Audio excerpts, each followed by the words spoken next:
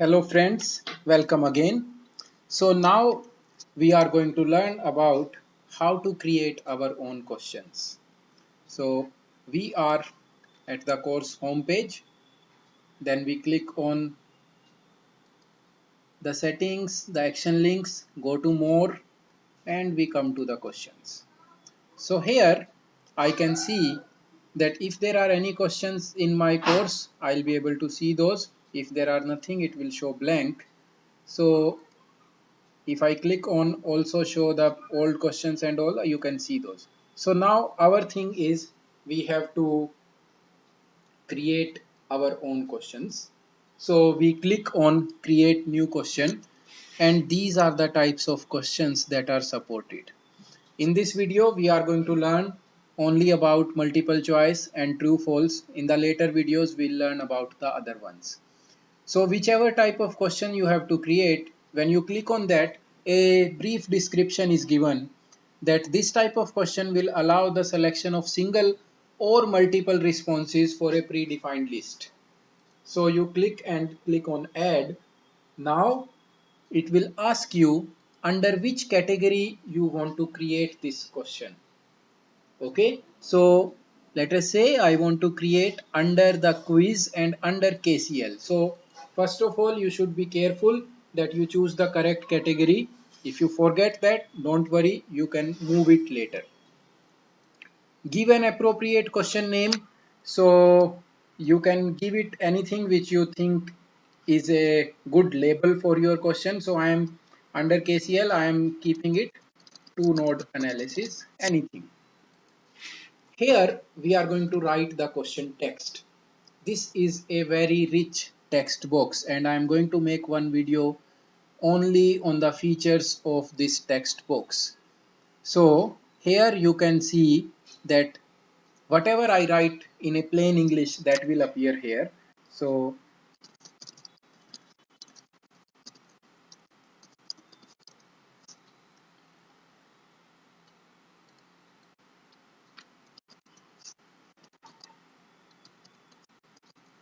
for the following nodes A and B. So I am asking that there are two nodes and what are the voltages values. So that means I have to show some sort of circuit diagram here.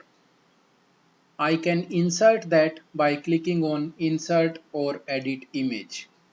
Instead of that, if you want to have a question only containing text, we are done. If you want to have a question having equations, you have to click here, open more options, and you can see that here we have our equation editor.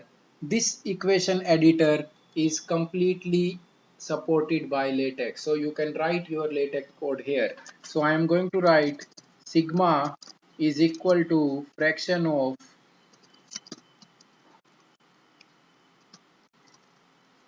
1 by x. So sigma is 1 by x and then you click on save equation. It will show you the preview. Whatever you have written in LaTeX, the preview will be shown here.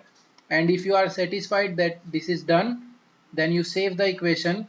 And here in the text box, it will still show something like a LaTeX code only. Don't worry about that.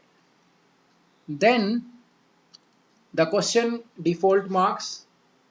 That means when you are going to take this question in a quiz, by default, how much weightage should be there? You can change this. So I want to make it a 2-mark question. Now for multiple choice question, we have two things. Either it is a single correct answer or multiple correct answer. So first let us see single, only one answer correct. And the choices will be given as ABC 1 2 3 and all, that is all your choice, or even there is no numbering, that is also fine. So I write my answer number 1. My answer number 1 is 3 volt and 5 volt. My answer number 2 is minus 3 volt and minus 5 volt. And if you want, in these choices also you can write your LaTeX code. So this is same editor. You can write anything what you have written as a question. You can write all those things as your answer also. 3 volt and minus 5 volt. So I have given only 3 options. You can keep on giving as many. You can have as many options you can. Now the important thing, for every choice, or for at least one of the choice, I have to give that what is the weightage, and the total weightage for all the options should be 100. So if I say this is my correct answer, this is 100. That means I cannot give them any positive weightage because 100 is already achieved. So if you want no negative marking, you leave them none. But if you want negative marking, you can give the weightage like minus 25, minus 20, minus 30, anything which you want. So let us say minus 25, and that you should do for all the options. Don't leave it. That weightage you should give for all the wrong answers. So there are two wrong answers and there is one correct answer. For correct answer weightage is 100, wrong answer weightages are minus 25. The feedback: when the student will attempt a question, he will be done with the exam. If you want to tell him why this question is correct, why this option is correct or incorrect, you can write the feedback. So this is optional, you can leave it or you can write it. Once this is done, then you save the changes. Our question is done. You want to see how the question will look like, go to edit and say preview, and this is how the question will look like. So you can see that latex code is now converted into proper equation. And if I select this question, this was correct answer, let me select the wrong answer and submit and finish. So the Moodle feedback will come as your answer is incorrect, the correct answer is this. This option will be available to student only after the completion of quiz, and you can also control that whether you want to show it after a day or right after the end of quiz. And you can just see if everything is working fine. Okay, if I select the correct answer and submit, then it says right, your answer is correct. So this is how I create a multiple choice question with single correct answer. Let us make a multiple choice question with multiple correct answers. So I go back to category, I say it multiple correct, and I take what are the names of India. So then I say okay, the weightage is 2 marks, and here I have to select multiple answers allowed. And then I write my answers,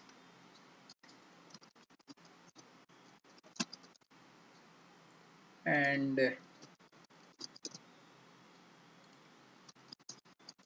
okay, so I have given 4 answers, 2 are correct, 2 are incorrect. So these are the 2 correct answers. In these I can give the weightage in whatever way I want. The only condition is their sum should be 100. So I can give them 50-50. So these are 50-50%. So total is 100. Remaining, if you want negative marking, give it negative weight. Otherwise, leave it none so that student will not get negative marking for that. So you can leave it or you can give it a negative marking. Save it. And now we are going to see how this question will look like. When you preview this one, you can see the first difference is the type of check boxes. Previously, they were round circles and only one could be selected. Here, they are tick boxes and student don't know how many are correct. He can select all of them, he can select only one or multiple. But as soon as he or she sees that there are square boxes, that means definitely more than one can be correct. Okay, now if I select this and this, and I submit. So the answer is, it is partially correct. The current correct answer or options are these. So this is how you create multiple choice questions with multiple correct answers. So now we come back and let us see how to make a true false type of question. So I go back to create a question, true false, and select the category, give a name, and we simply ask a simple question. No, we should ask.